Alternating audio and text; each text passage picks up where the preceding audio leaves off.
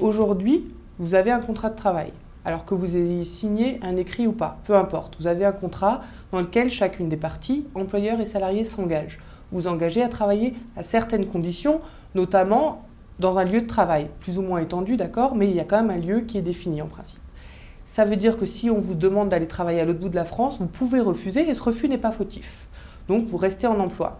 Avec cet accord-là, si vous refusez, c'est la porte. Vous êtes licencié pour motif personnel de façon automatique. Donc on vous impose de modifier votre contrat.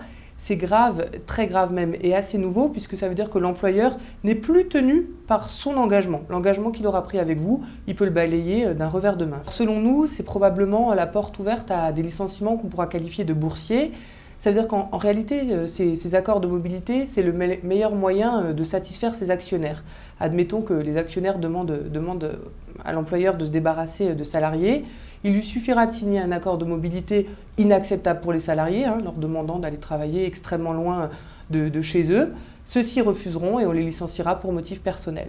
En réalité, il n'y avait pas de réel motif au licenciement. C'est un prétexte pour pouvoir se séparer des salariés et satisfaire ses actionnaires. C'est donc ce qu'on appelle aujourd'hui un licenciement boursier. C'est totalement interdit, mais avec la pratique des accords mobilité, il est probable que ça devienne possible. S'agissant de la complémentaire santé, a priori, c'est une bonne idée. Il s'agirait en effet de rendre cette complémentaire accessible à l'ensemble des salariés. Aujourd'hui, plusieurs millions d'entre eux en sont exclus. Mais quand on se penche sur l'accord, on se rend compte que pour les petites entreprises, s'il n'y a pas d'accord de branche qui prévoit la mise en place d'une complémentaire, elles resteront exclues du dispositif. Ce qui veut dire qu'on est très très loin d'atteindre ce qu'on appelle l'universalité du droit à une complémentaire santé.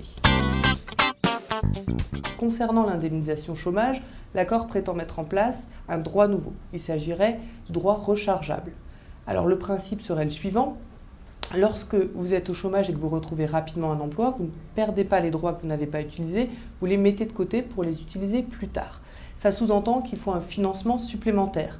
Or aujourd'hui, on sait que le niveau de l'indemnisation est très mauvais, puisque un demandeur d'emploi sur deux n'est pas indemnisé et que le niveau moyen de l'indemnisation dépasse à peine les 1 000 €.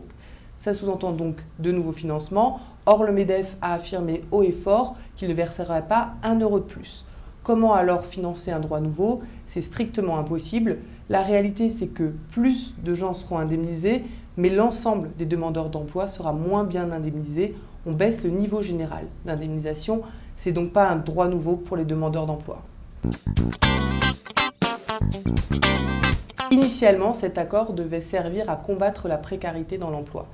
Il s'agissait notamment de dissuader les employeurs de recourir aux contrats courts, aux CDD, contrats à durée déterminée. Pour cela, l'accord prévoit de taxer davantage l'utilisation de ces contrats, c'est-à-dire que la cotisation sociale que l'employeur paiera sera un petit peu plus élevée. Le MEDEF a fait ses calculs, ça lui coûtera 110 millions d'euros. En échange de quoi, il a obtenu des exonérations sociales nouvelles qui se chiffrent à hauteur de 150 millions d'euros.